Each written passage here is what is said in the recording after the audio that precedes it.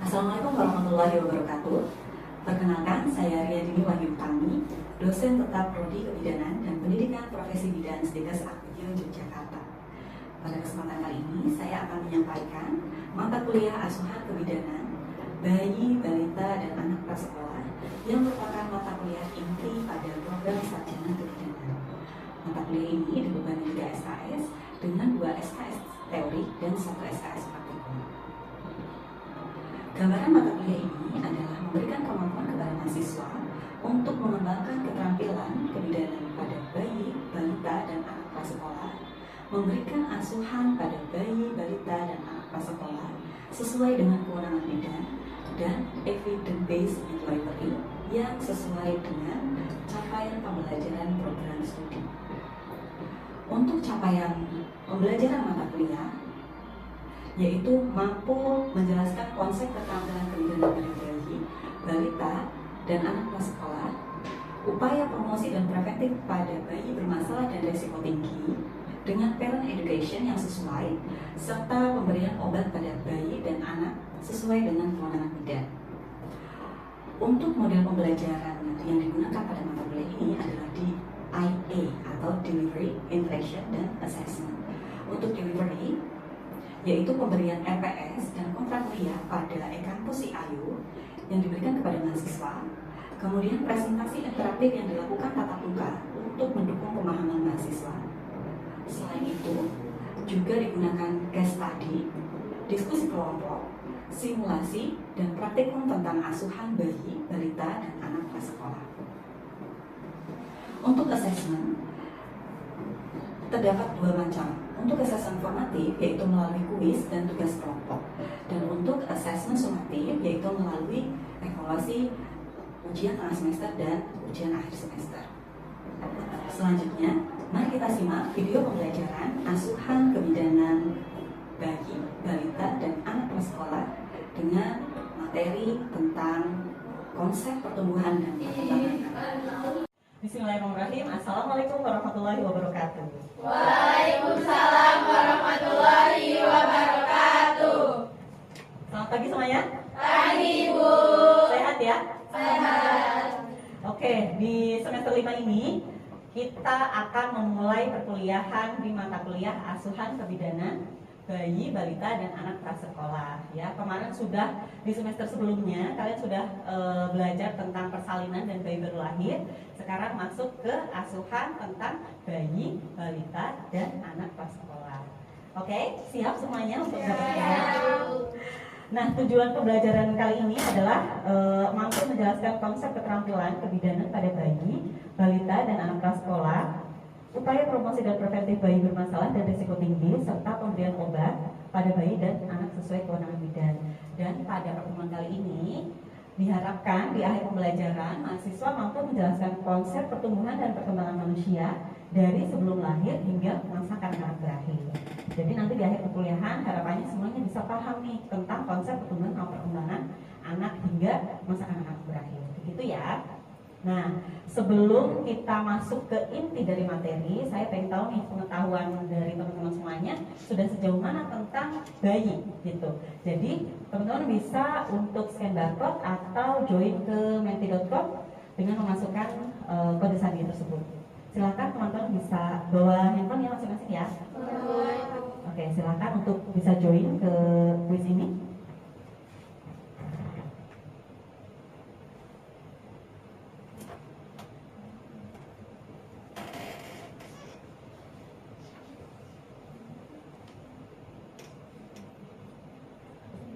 Sudah bisa join semuanya? Sudah. Untuk pertanyaan yang pertama, bayi baru lahir adalah ya, ada pilihan jawaban bayi usia 0 sampai 12 bulan, kemudian bayi usia 0 sampai 24 jam, kemudian bayi usia 0 sampai 28 hari. Ini kok grafiknya naik turun ya? Ada yang ragu atau bagaimana ini? Jadi nggak masalah ya, nanti kita coba samakan persepsi ya. Yang benar tuh yang mana sih? Nah, untuk pertanyaan yang kedua, oke? Pertumbuhan adalah bertambahnya berat badan, benar atau salah?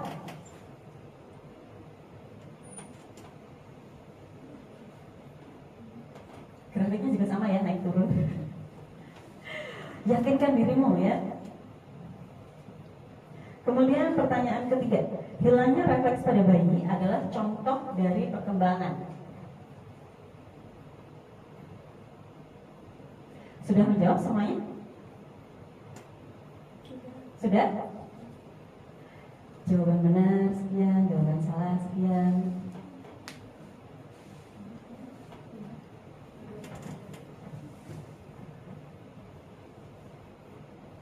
Nah, sekarang sebutkan salah satu yang mempengaruhi pertumbuhan dan perkembangan.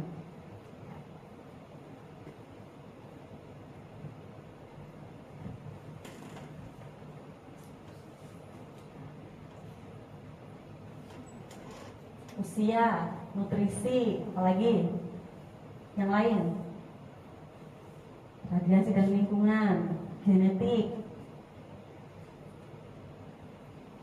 pola makan, genetik, lingkungan. Ada lagi jawaban yang lain? Baru 1, 2, 3, 6. Yang lain belum masuk ya? Usia dan genetik. Sudah semuanya? Kita coba close ya. Kita coba cek satu persatu dari pertanyaan yang pertama. Bayi baru lahir adalah yang benar yang mana kira-kira? 0 sampai 28 hari. Keliru ya teman-teman semuanya. Jadi bayi baru lahir adalah bayi yang usianya 0 jam, baru lahir banget nih, sampai 24 jam. Itu disebut dengan bayi baru lahir. Kalau 0 sampai 28 hari itu disebut dengan neonatal atau neonatus, masa neonatal atau masa neonatus.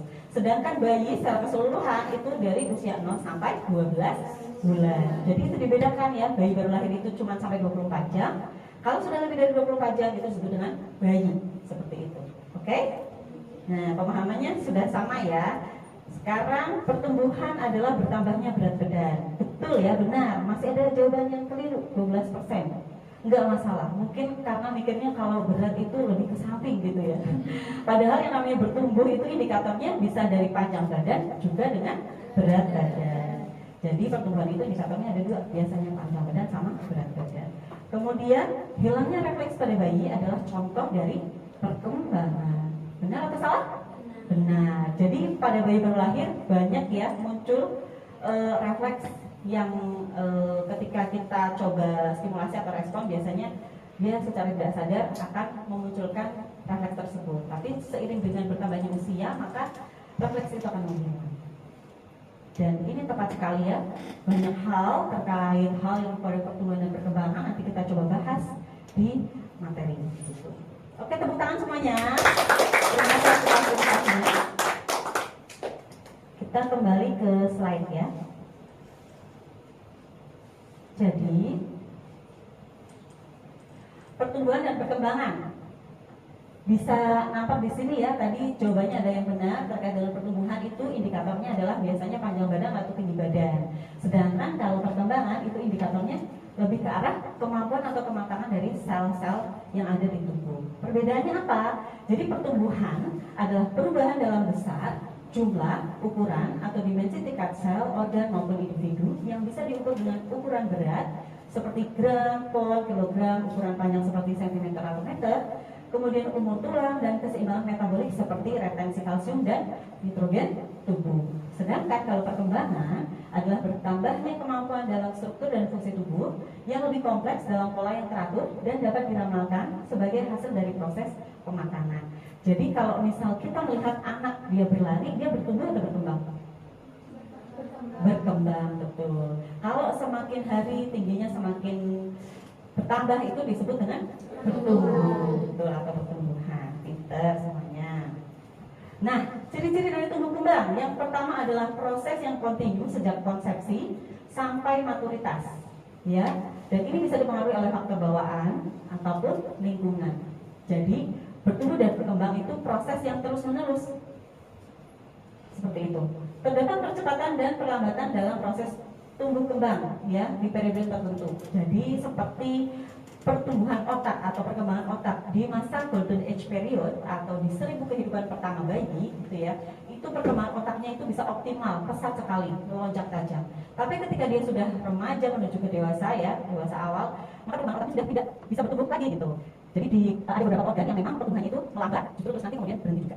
Kemudian yang ketiga adalah pola perkembangan anak adalah sama, tetapi kecepatannya berbeda antara satu dengan yang lainnya. Jadi antara anak A, anak B, C sampai Z itu pasti akan mengalami perkembangan yang sama. Hanya saja dia berkembang waktunya itu berbeda. Mungkin anaknya si A, si ibu A dia bisa berjalan di usia 11 bulan, tapi anaknya si ibu B dia bisa berjalan di usia 15 bulan. Tapi kan tetap sama-sama mereka melewati proses itu gitu ya. Nggak mungkin yang berlari terus langsung berlari, enggak. Pasti melewati yang namanya proses merangkak dulu, kemudian rambatan, kemudian berjalan, kemudian berlari. Hanya saja waktunya itu pencapaian masing-masing anak itu biasanya berbeda, di usia yang berbeda seperti itu.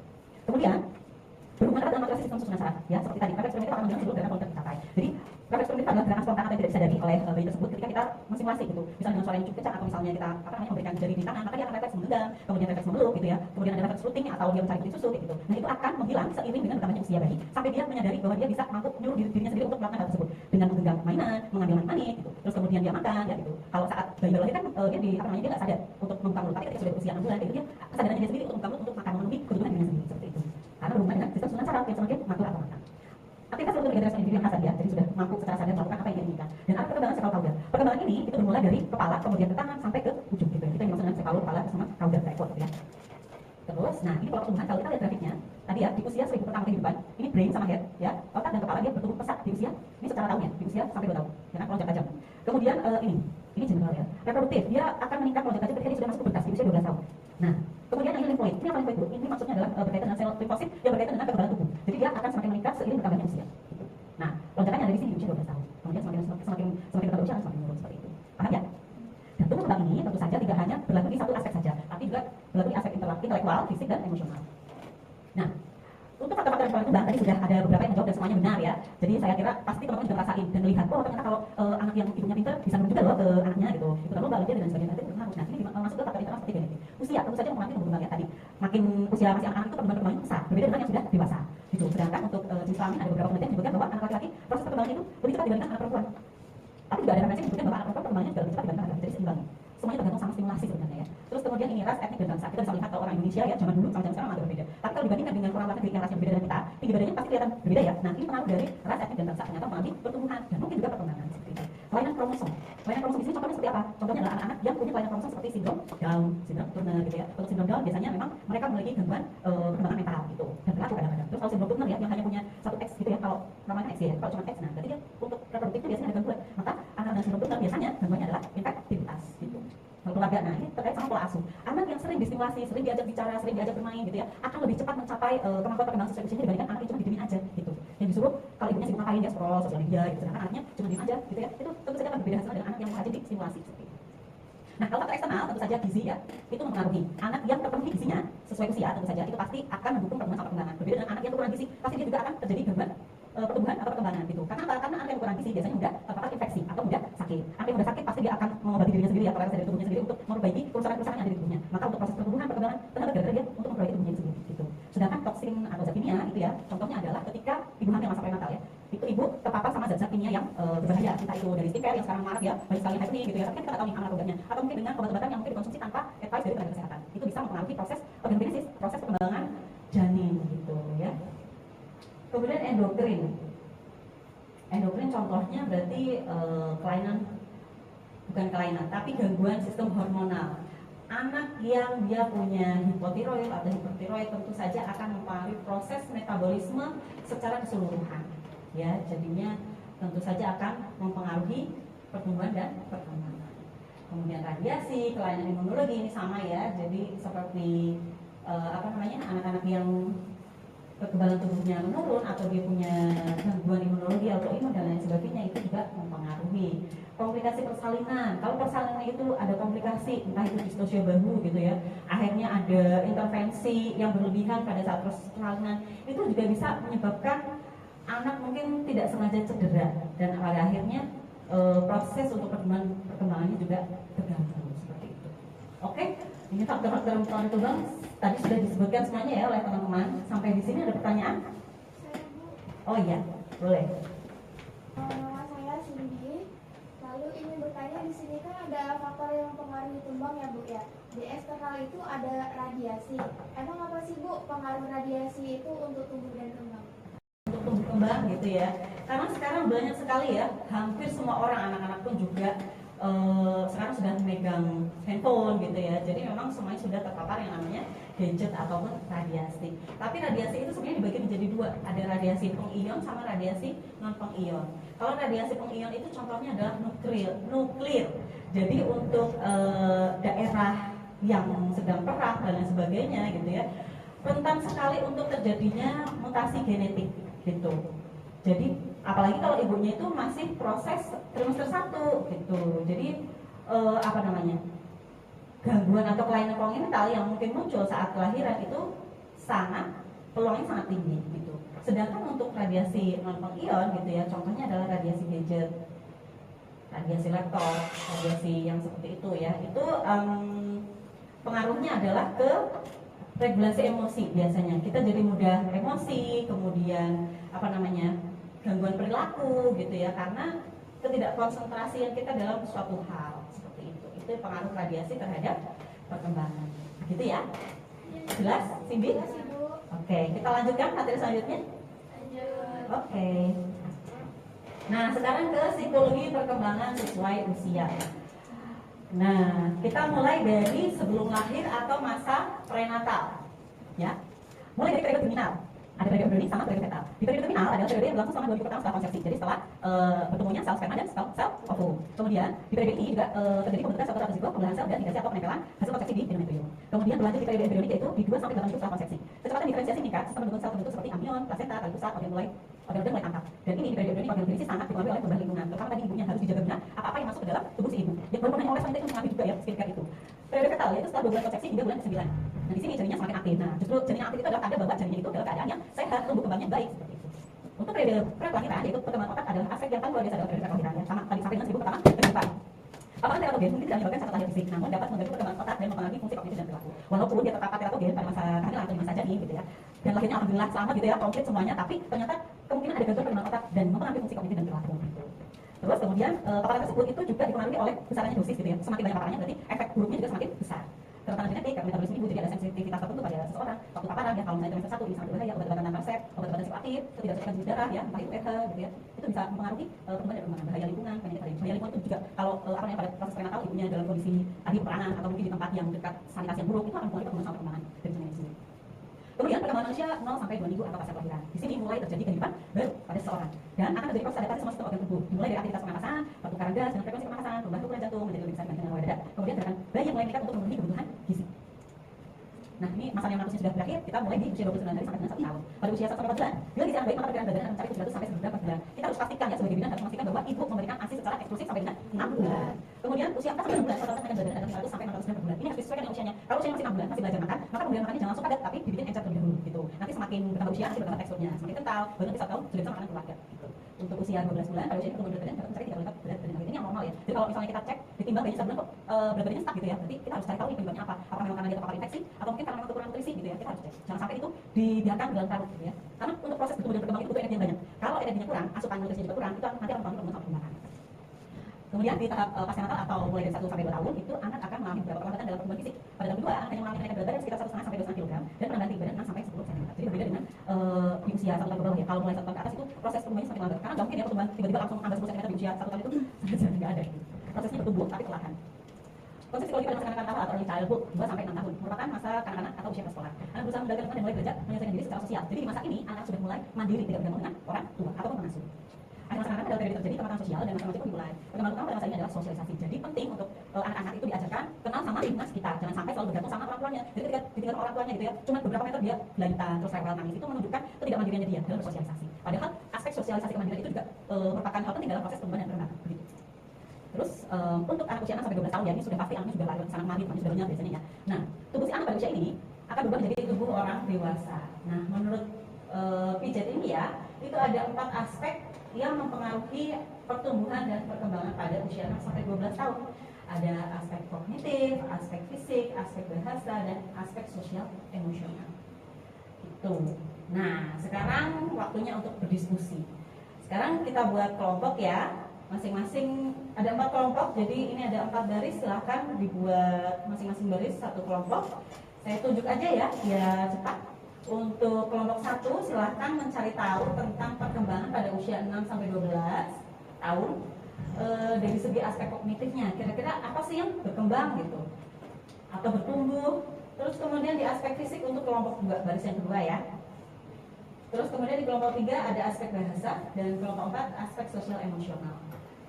Sudah paham ya? Nah, silahkan saya berikan waktu untuk teman-teman satu kelompok berdiskusi, mencari tahu ya tentang aspek-aspek tersebut, dan nanti kira-kira 5-10 menit cukup ya. Nanti perwakilan dari kelompok saya minta untuk maju ke depan. Seperti itu? Baik, silahkan berdiskusi teman-teman.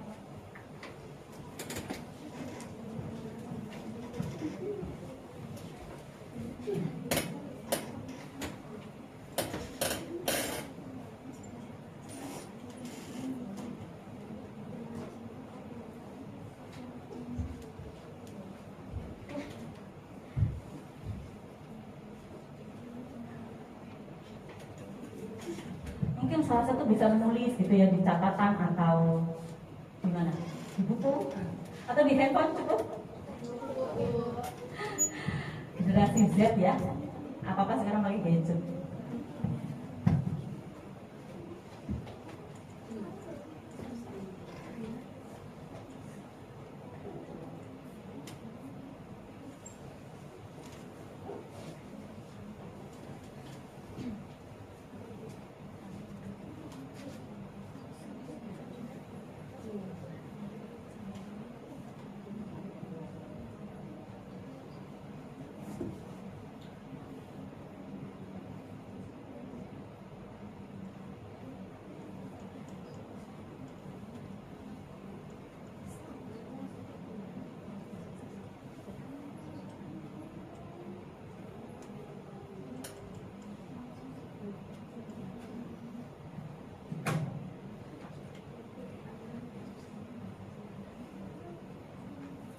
Ada kesulitan di kelompok 4?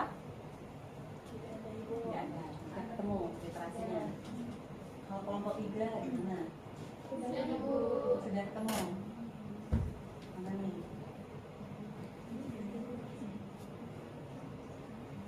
Nanti Eka mau maju? Nanti Bu kita Ini kayaknya perlu ditambahin ya. Yang ini. Iya.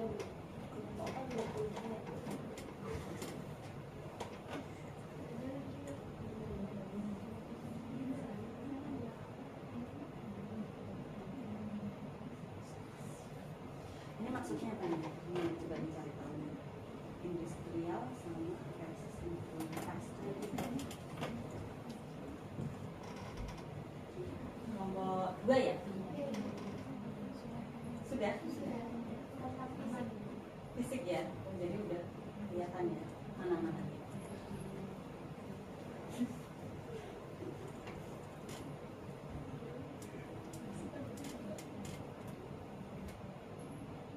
Nah ini penting nih, kasih tahu nih. Karena banyak anak-anak yang tahunya setelah 5 tahun gitu, biasanya sudah berhenti orang tua untuk mengawasi, ternyata setelah itu masih ada proses pergantian gigi. Kalau di kelompok 1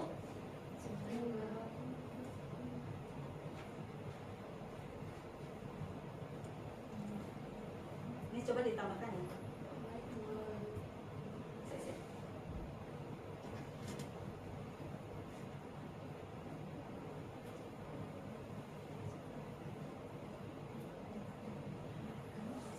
Otentik ya. Yang otentik gimana kira-kira? Dicari yang lebih spesifik coba.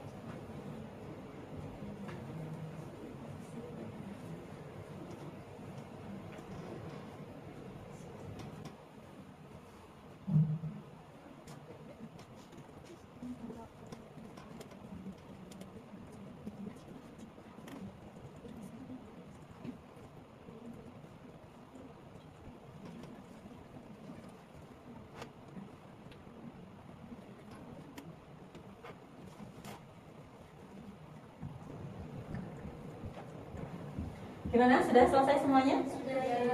Sudah? Oke, cap cup dengan kucup atau ada volunteer nih yang mau maju? Oh ya, kelompok 4. Silahkan untuk bisa memaparkan hasil dari diskusi kelompok. Maju ke depan aja, saya.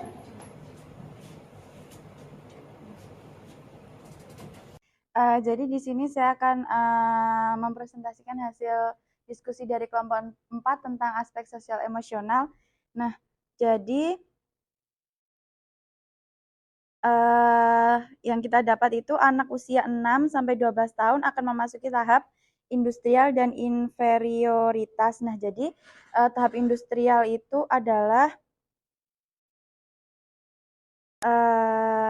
perasaan mampu dan percaya diri dalam menyelesaikan tugas dan mencapai tujuan. Nah, kalau inferioritas itu adalah perasaan tidak mampu, tidak berharga, dan kurang percaya diri dalam menghadapi tugas dan tantangan. Nah, lalu kalau sebelumnya anak itu berada di lingkungan keluarga, pada tahap ini anak akan banyak keluar. Seiring dengan lingkungan anak yang lebih luas, terdapat kebutuhan anak untuk mendapatkan tempat dan kelompok seumurnya yang ingin ia capai. Selain itu, pada usia ini, anak dituntut untuk merasakan bagaimana rasanya berhasil memenuhi tuntutan lingkungan. Jika anak tidak dapat meraih sukses karena merasa tidak mampu, maka anak akan mengembangkan sikap rendah diri. Seperti itu dari kelompok 4, kurang lebihnya mohon maaf. Wassalamualaikum warahmatullahi wabarakatuh. Terima kasih, Ibu.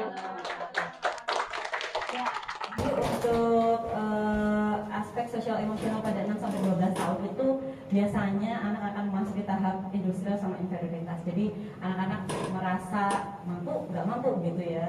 Jadi memang sebenarnya semua hal tentang pertumbuhan sama perkembangan pada anak itu tergantung pada stimulasinya gitu dan pola asuh orang tuanya gitu ya. Kalau menyesuaikan ya, kadang-kadang kalau orang zaman dulu pakainya pola asuh yang otoriter gitu ya, galak gitu, hasilnya pun ya seperti orang tua kita gitu ya. Kalau zaman sekarang dibikin kayak gitu semuanya langsung trauma gitu ya. Anak zaman sekarang generasinya berbeda dengan zaman dulu. Maka untuk proses pola asuh, pengembangan perkembangan kayak gitu itu butuh penyesuaian, nggak bisa disamakan dengan zaman dulu karena memang generasinya sudah berbeda gitu ya, zamannya sudah berbeda gitu. Jadi perlu penyesuaian, fleksibilitas dari orang tua untuk mencari tahu bagaimana sih menstimulasi anak yang tepat seperti itu ya.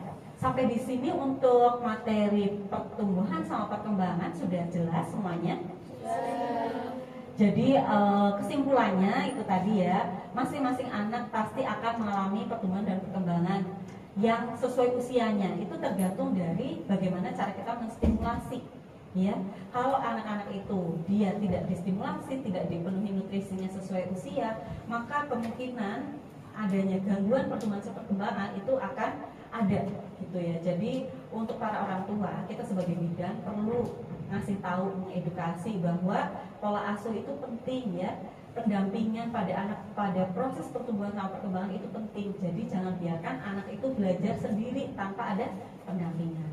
Seperti itu. Jelas semuanya?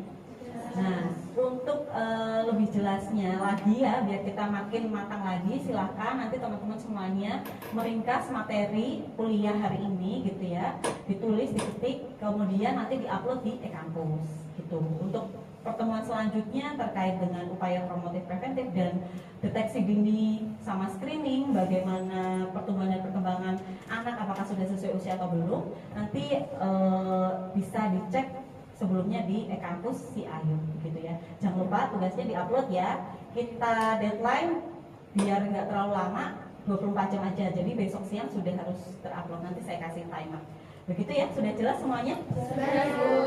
Oke, terima kasih banyak atas partisipasinya pada hari ini. Mudah-mudahan apa yang kita diskusikan pada hari ini bisa diterima dengan baik, dipahami dengan baik, dan bisa diaplikasikan nanti ketika kalian sudah bekerja dan menjadi orang tua. Begitu, cukup untuk pertemuan pada pagi hari ini. Saya tutup. Wassalamualaikum warahmatullahi wabarakatuh. Waalaikumsalam warahmatullahi